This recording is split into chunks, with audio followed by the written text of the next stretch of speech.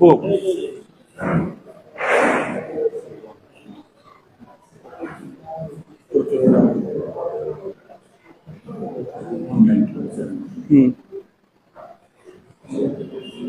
प्रमाणीकरण केलं.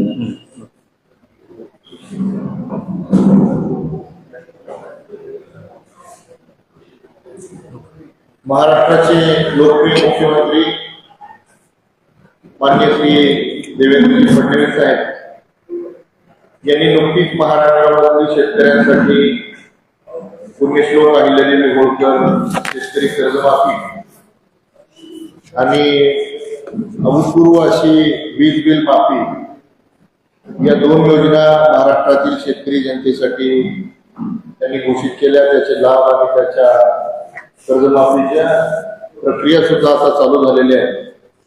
त्यामुळे महाराष्ट्र प्रदेश भारतीय जनता पार्टीच्या सूचनेनुसार आपण धाराशिव जिल्ह्यामध्ये या योजनेची माहिती जिल्ह्यातील सर्व जनतेला आपल्या माध्यमातून व्हावी यासाठी आपल्या जिल्ह्यातर्फे माननीय आमदार राणा जगजितसिंह पाटील साहेब यांच्या उपस्थितीमध्ये आजची ही पत्रकार परिषद आपण आयोजित करतो आहोत. आणि या पत्रकार परिषदेला माननीय श्री राणादादा यांनी संबोधित करावं असं माझ्याला विनंती. थँक्यू. नमस्कार. आताच दत्ताभाऊंनी सांगितल्याप्रमाणे शेतकऱ्यांच्या बाबतीत आपलं महायुतीचं सरकार जे आहे ते अतिशय संवेदनशील आहे आणि शेतकऱ्यांना मदत करण्याच्या अनुषंगाने जवळजवळ सगळ्याच विविध माध्यमातून मदत करण्याचा प्रामाणिक प्रयत्न आणि त्या प्रयत्नाला आता योग्य यश मिळताना प्रत्यक्षात कृती होताना आपल्याला बघायला मिळते. पुण्यश्लोक अहिल्यादेवी होळकर शेतकरी कर्जमुक्ती योजना याच्या माध्यमातून आपल्या राज्यात साधारण 56 लाख शेतकऱ्यांना अंदाजे 37,000 कोटीचा लाभ मिळणार आहे. हे सांगत असताना पहिली यादी ही साधारण 17 लाख शेतकऱ्यांची ही जाहीर करण्यात आलेली आहे. प्रत्येक गावामध्ये ती उपलब्ध करून देण्याचे निर्देश हे शासनाने दिलेले आहेत आणि याच्या माध्यमातून साधारण 13,000 कोटी रुपये हे जुलै अखेरपर्यंत या शेतकऱ्यांच्या खात्यावरती जमा करण्याची प्रक्रिया चालू आहे. त्यातला एक महत्वाचा भाग म्हणजे ज्या शेतकऱ्यांची नावं या यादीमध्ये आहेत त्यांनी आधार प्रमाणीकरण करून घेणं अपेक्षित आहे. आताच प्रदीप शिंदे यांनी ते प्रमाणीकरण केलेली पावती जी आहे ती दाखवली. तर पहिलं माझं आपल्या माध्यमातून संबंधित शेतकरी बांधवांना भगिनींना आवाहन राहील की आपल्या गावामध्ये यादी आलेली आहे, आपण त्या यादीमध्ये जर असला तर आधार प्रमाणीकरण आपण लगेच करून घ्या, जेणेकरून आपल्याला पैसे 31 तारखेपर्यंत मिळण्याची सोय होऊ शकेल. आणि हे सांगत असताना आपल्या जिल्ह्यात या पहिल्या टप्प्यात अंदाजे 46,000 शेतकऱ्यांना लाभ मिळणार आहे आणि 300 ते 400 कोटी रुपये एवढा थेट लाभ जो आहे हा शेतकऱ्यांना उपलब्ध होणार आहे. पुढच्या टप्प्यात अजून एक 30,000 असे साधारण 75 ते 80,000 शेतकऱ्यांना आपल्या धाराशिव जिल्ह्यामध्ये लाभ मिळेल अशी अपेक्षा आहे. ही योजना आपल्याला कल्पना असेल व्यापक करण्याचा निश्चित प्रयत्न होता, परंतु 2 मुद्दे याच्या बाबतीत सर्व आमदार महोदयांनी अधिवेशन काळामध्ये विनंती केली होती आणि आदरणीय मुख्यमंत्री देवेंद्रजी फडणवीस साहेबांनी ही जी विनंती आमदारांची होती ती मान्य केली. एकीकडे आर्थिक शिस्त लावण्याचा विषय होता आणि दुसरीकडे जनतेचा विचार. मुख्यमंत्री महोदयांनी जनतेचा विचार ऐकला आणि आपल्याला कल्पना आहे की 50,000ची लिमिट जी आहे ती 2 लाखापर्यंत करण्यात आली. ज्यांनी 26-27 मध्ये पैसे भरायला हवेत म्हटलं होतं ते 25-26 पर्यंत रक्कम त्यांची जी काही देय आहे ती त्यांनी भरावी आणि ते भरल्यानंतर त्यांना पात्र केलं. हे आपल्याला निश्चितपणे कल्पना असणार आहे. आधीच्या कर्जमाफीच्या योजनेमध्ये 2 लाखापेक्षा जास्त ज्यांचं कर्ज होतं त्यांच्या बाबतीत एक वेगळी भूमिका घेतली होती. परंतु आत्ताच्या योजनेमध्ये जास्तीत जास्त लाभ जास्तीत जास्त शेतकऱ्यांना कसा मिळेल याची योग्य ती खबरदारी घेतली गेलेली आहे, हे देखील मला आवर्जून नमूद करायचं आहे. कृषी क्षेत्रावरती साधारण 95,000 कोटी रुपये हे दरवर्षी आपल्या सरकारच्या माध्यमातून खर्च केले जातात. वेगवेगळ्या बाबी त्याच्यामध्ये येतात. अनुदानाचा विषय आहे, आपण जे खरेदी करतो हमी भावाच्या अनुषंगाने त्याचे विषय असतील, आणि या 95,000 कोटीच्या पलीकडे जाऊन एक अजून शेतकऱ्यांना दिलासा देणारा निर्णय आपल्या या सरकारने घेतलाय. वीज आता माफ आहे शेतीसाठी याची आपल्याला कल्पना आहे 7.5 HP पर्यंत.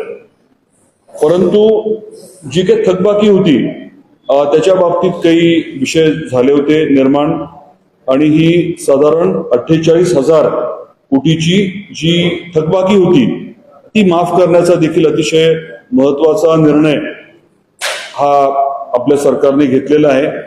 त्याची मला आपल्याला माहिती द्यायची होती. आणि हे पैसे माफ केल्यामुळे 2-3 वेगवेगळे फायदे होणार आहेत.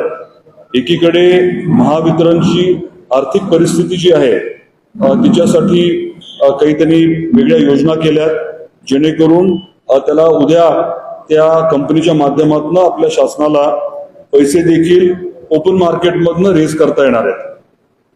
आपल्याला कल्पना आहे की AI वापर वेगवेगळ्या शेतीशी संबंधित विषयांमध्ये करण्याचा देखील महत्वाचा निर्णय सरकारने घेतलाय.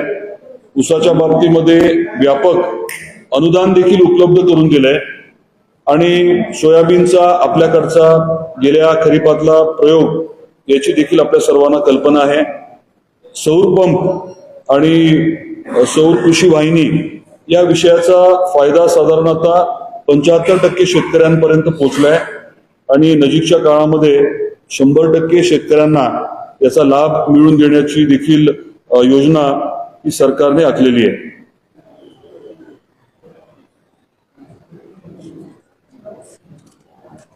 आपण साधारण 25,000 कोटी रुपये वीज बिल जे आहे ते सरकार म्हणून माफ करतो दरवर्षी.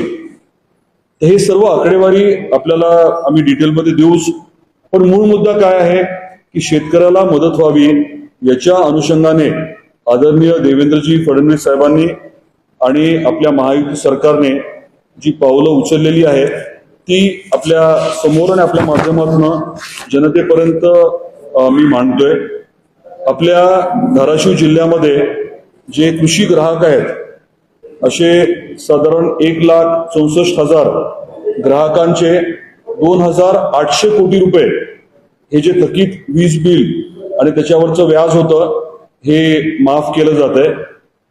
परत एकदा रिपीट करतो, 1,64,000 शेतकरी यांचं 2,800 कोटी रुपये हे माफ होत आहे. आणि जी आपली कर्जमाफी आहे त्याच्यामध्ये पहिल्या टप्प्यात 46,000 शेतकरी आणि साधारण 300 ते 400 कोटी रुपये एवढं आपल्याला शेतकऱ्यांना मदत मिळणार आहे. आणि या 46,000च्या व्यतिरिक्त पुढच्या टप्प्यात अजून 31,000 असे 76,000 शेतकरी या योजनेच्या माध्यमातून त्यांना लाभ मिळणार आहे. हे देखील आपल्यापर्यंत मला पोहोचवायचं होतं. आपल्याकडे पीक विम्याचा विषय नेहमीच असतो. पीक विम्याच्या बाबतीमध्ये 2025 खरीपाचे पैसे जे आहेत ते या आठवड्यामध्ये म्हणजे सोमवारपासून या आठवड्यामध्ये जमा व्हायला सुरुवात होणार आहे. साधारण 350 कोटी रुपये हे धाराशिव मधल्या शेतकऱ्यांना उपलब्ध होणार आहेत. याच्यामध्ये तांत्रिक उत्पादन जे आहे या बाबतीत वेगळी बैठक झाली आहे, आणि केंद्र सरकारकडे राज्य सरकार हा विषय जो आहे तो लावून धरणार आहे, तोही निर्णय झालेला आहे. 2020 आणि 21चे विषय अजूनही माननीय सर्वोच्च न्यायालयामध्ये आहेत. ते कोर्टाच्या निर्णयाप्रमाणे त्याचं पुढचं हिअरिंग होणार आहे.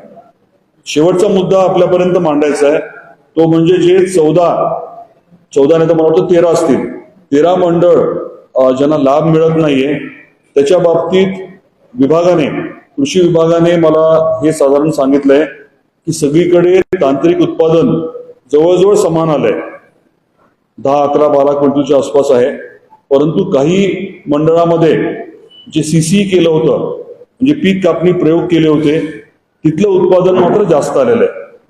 आता आपली जबाबदारी जी आहे दोन्ही बाबतीत असते, पीक कापणी प्रयोगाच्या वेळेसही असते आणि टेक्निकल यील्ड जे चुकीचं आलंय, आपण आपल्या कृषी विद्यापीठाकडनं याच्याबद्दलची पूर्ण माहिती घेतली, त्यांना अहवाल द्यायला लावलाय आणि अगदी बार्शीमध्ये नारीसारख्या ठिकाणी टेक्निकल यील्ड आणि सीसी मध्ये 65% फरक होता.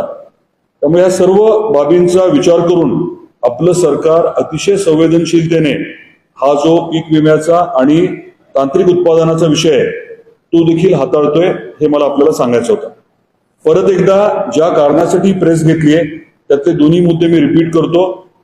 पहिला मुद्दा म्हणजे पुण्यश्लोक अहिल्यादेवी होळकर कर्जमुक्ती, आपली जी योजना आहे शेतकरी कर्जमुक्ती योजना, याच्याबद्दलची आपल्याला दिलेली माहिती आणि जे काही आपल्या वीज बिल आहे जे थकीत होतं ते माफ केलेली सरकारची ही महत्वाची जी बाब आहे. या दोन गोष्टी परत एकदा मी अंडरलाईन करून मी थांबतो. आपले काही प्रश्न असतील तर जरूर आपण विचारावे.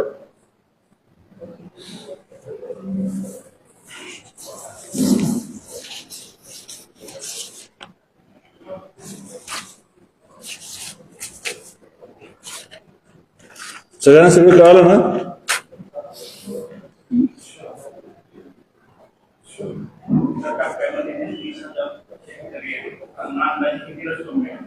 सांग ना. पुढच्या टप्प्यातलं आत्ता सांगणं थोडंसं कठीण आहे, परंतु 200 कोटी करायला हरकत नाही. साधारण सगळे मिळून ढोबळ 500 कोटीच्या आसपास तरी व्हायला हवे असा आमचा अंदाज आहे. फायनल फिगर कळतील तेव्हाच बोलणं खरं योग्य राहील.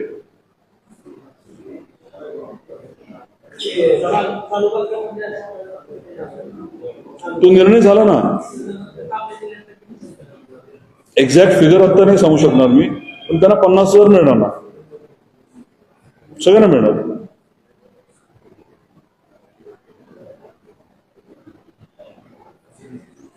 ठीक आहे, चहा बिस्किट काही